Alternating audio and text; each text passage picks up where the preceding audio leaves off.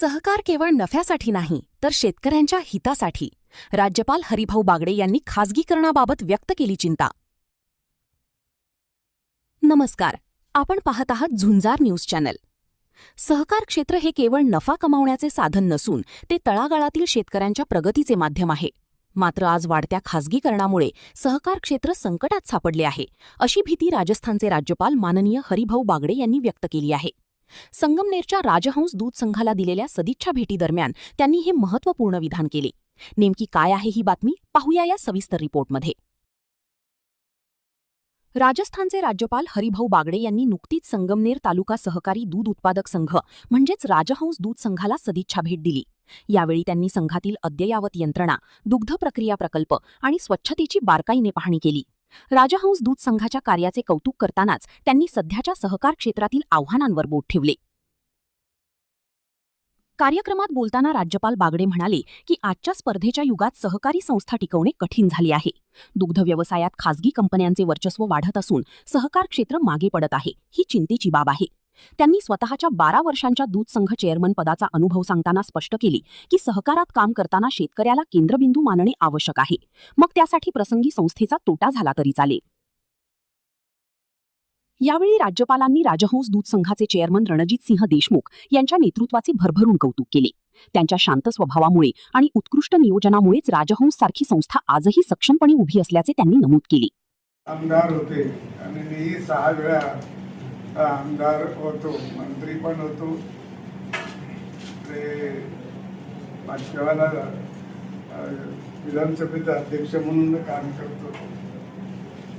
पण बाळासाहेबांनी माझी तशी चांगली दोस्ती, कारण अतिशय सरळ आणि चांगलं असं व्यक्तिमत्व होतं. आमचे वैचारिक भले अलग असो आम्ही, पण आमचं दोघांचंही सगळं तसं वैयक्तिक सगळ्यांचं चांगलं. आम्ही काही कोणाला शत्रू मानत काही एकमेकाला असं काय आम्हाला काही तसं हे नाही. शेवटी माणूस आहे, विचार वेगळे असू शकतात, दिशा वेगळी असू शकते, पण माणुसकी तर सगळ्यांची इथं असली पाहिजे. आणि म्हणून दुधाचा एक व्यवसाय हा मी मुद्दाम शाळा सोडल्यानंतर पहिल्यांदा काय केलं, शेती करायची होती. म्हणजे शाळा सोडल्या शेती करण्यासाठीच मी पुढे गेलो नाही. पण आता शेतीला जोडधंदा म्हणून दुधाचा अतिशय उपयोगाचा व्यवसाय असतो, म्हणून तो पहिल्यांदा सुरू केला. आणि 1974 साली माझी डेअरी सुरू केली गावात. 5 लिटर दूध आलं पहिल्या दिवशी, आणि मग तिथून ते वाढत 3000 पर्यंत गेलं. आणि भारत जगामध्ये नंबर 1 आहे. दुधाच्या क्षेत्रात भारत नंबर 1 आहे. आपल्याकडे त्याचं उत्पादन पण आहे, त्याचं खप पण आहे. खप आहे, आपली लोकसंख्या पण भरपूर आहे. महाराष्ट्रामध्ये खरं म्हणजे आपण राज्यामध्ये नंबर 1 ला आता ते भाव देणार नाही. आता सहकारवाले बरं भाव देतात म्हणून खाजगीवाल्याला द्यावं लागतं. कधी खाजगीवाले बरे देतात म्हणून सहकाराला द्यावंच लागतं. सहकार्याची ओढाताड झाली, थोडंसं इकडे तिकडे झालं तरी द्यावंच लागतं. आता ते कसे देतात, काय देतात ते त्यांना माहिती. आपल्याला त्यांच्याप्रमाणे मला मी 12 वर्ष होतो तर 1 वर्ष तोटा केला, जाणून बुजून केलं संघात तोटा. म्हणजे मला शेतकऱ्याला भाव जादा द्यायचो, तोटा होणारे म्हणलं हो झालं तर झालं. सहकार्यात काही नफा मिळवण्यासाठी सहकार नाही, तुम्ही शेतकऱ्याला किती भाव देतात त्याच्यावर अवलंबून. आणि म्हणून त्याच्यासाठी अशा वेळेला आपल्याला असे धाडसी निर्णय पण संघात करावा लागतात. म्हणजे ते अतिशय चांगला संघ चालवलाय, त्याबद्दल त्याचे कमी बोलणारे चेअरमन तुमचे आहेत. मला माहित नाही, मला जे काही माहिती शांत आहे आणि सगळ्याला सांभाळून घेऊन चालणारे आहेत. मला वाटतं संघात त्यांचे सगळ्याशी संबंध आहे चांगले, कर्मचाऱ्याशी संबंध चांगले. काही ठिकाणी मी ते पण पाहिलंय की संघात ते डायरेक्टर किंवा एखादा पदाधिकारी असं काही कर्मचाऱ्याला बोलतो की जसं तो तर घरचा कडी हे करत चालतच नाही. असं तुम्हाला त्याला जर चुकीचं आहे नोटीस द्या, काढून टाका, हे सगळे करता येतं. त्याला शिवाय शाप देऊन किंवा त्याला आठवा तत्व बोलून काही उपयोग नाही. सुधरत नसेल तर हा मार्ग नाही तर त्याला सुधारायचा प्रयत्न करायचा. आणि म्हणून मला रजनीशनी आणि आपण सगळं बोलवलंय त्याबद्दल आपले सगळ्यांचे आभार व्यक्त करतो. आणि तुमचा राजहंस ब्रँड सगळीकडे पाहतोय, आमच्या तिकडे पण येतो विकायला. आता दुधाला असं आहे की जसं मागे एकदा साखर कारखान्याला केलं होतं झोडबंदी, तसं दुधाला काहीच नाही, दूध कोणी करू शकतं म्हणून खाजगी इथं आले, कारण कायदाच नाही तसा.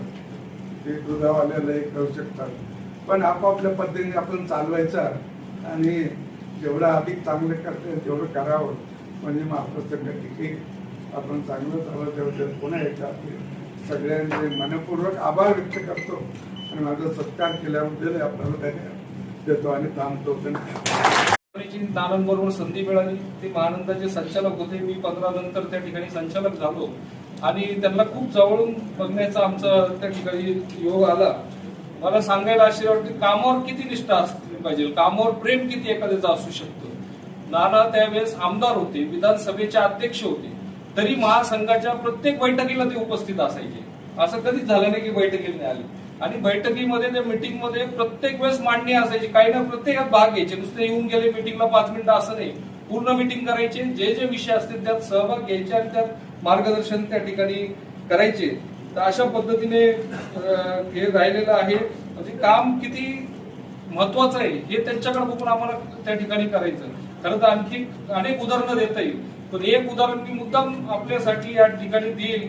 कारण की आपण जे म्हणतो सामान्य लोक आपण म्हणतो, पण हे सामान्यातले असामान्य व्यक्तिमत्व जे असतात तसे आपले नाना आहे.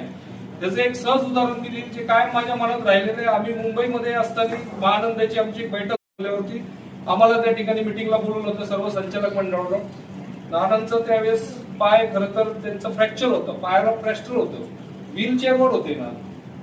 आणि अशा ह्याच्यात ते त्या मिटिंगला त्या ठिकाणी आले होते दुधाच्या. मी आल्यानं नानांना म्हणलो, नाना कशाला तुम्ही आता एवढ्या ह्याच्यात काय धावपळ करत आले, काय गरज नव्हती म्हणलं, एवढं काय मिटिंगचं एवढं नव्हतं. त्यांचं जे उत्तर होतं ना त्याच्यातनं आपल्याला कळतं की हे मोठी एवढी शून्यातून एवढे मोठे लोक कसे झालेले आहेत. तर नानांनी सांगितलं ह्या पायाला फ्रॅक्चर आहे पण माझा दुसरा पाय अजून आहे ना म्हणे. म्हणजे बघा इच्छाशक्ती विल पॉवर काय असते, दुसरा पाय अजून आहे ना म्हणे, काय एवढं त्याच्यामध्ये. तर हे व्यक्तिमत्व असे मोठे उगीच झालेले नाहीयेत, त्याच्यात मागं काही ना काही असतं. तर असं हे व्यक्तिमत्व आहे. आज आपलं खरं तर सर्वांचं भाग्य आहे की ते आज आपल्यामध्ये आहेत, आपल्या दूध संघाच्या आपल्या संस्थेचं भाग्य आहे, आपल्या सर्वांचं आपण इथं उपस्थित आहोत आपलं भाग्य आहे.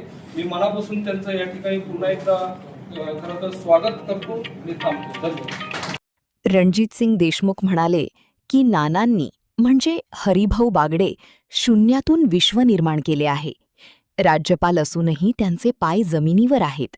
त्यांची कामाप्रती असलेली निष्ठा आणि वक्तशीरपणा आम्हा सर्वांसाठी प्रेरणादायी आहे. त्यांनी वेळ काढून आमच्या संस्थेला भेट दिली हे आमचे भाग्य आहे.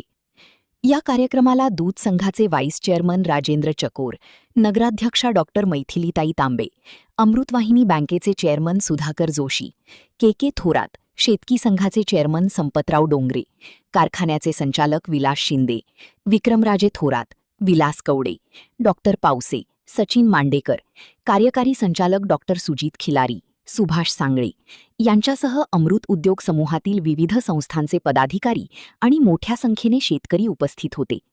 संगमनेर दूध संघाच्या वतीने राज्यपालांचा विशेष नागरी सत्कारही करण्यात आला. थोडक्यात सांगायचे तर सहकार टिकला तरच शेतकरी टिकेल असा इशाराच एका अनुभवी नेत्याने दिला आहे. राजहंस दूध संघाने सहकाराचा हा वारसा ज्या पद्धतीने जपला आहे त्याचे कौतुक आता थेट राज्यपाल स्तरावरून झाले आहे. Video journalist Rajesh Gaikwad, Jhunjar news channel Sangamner तालुका दूध उत्पादक संघ आपल्या दूध उत्पादकांसाठी घेऊन आले आहेत राजहंस मिल्किंग मशीन व चाफ कटर योजना. या योजनेअंतर्गत आपणास बाजारभावापेक्षा कमी दरात उपलब्ध करून देत आहे. नामांकित कंपनीचे मिल्किंग मशीन व चाफ कटर सुलभ हप्त्यांमध्ये उपलब्ध केले आहे. तरी सर्व दूध उत्पादकांनी या योजनेचा लाभ घ्यावा. अधिक माहितीसाठी संपर्क करा संगमनेर तालुका सहकारी दूध संघ, पशुसंवर्धन विभाग, अमृतनगर, संगमनेर.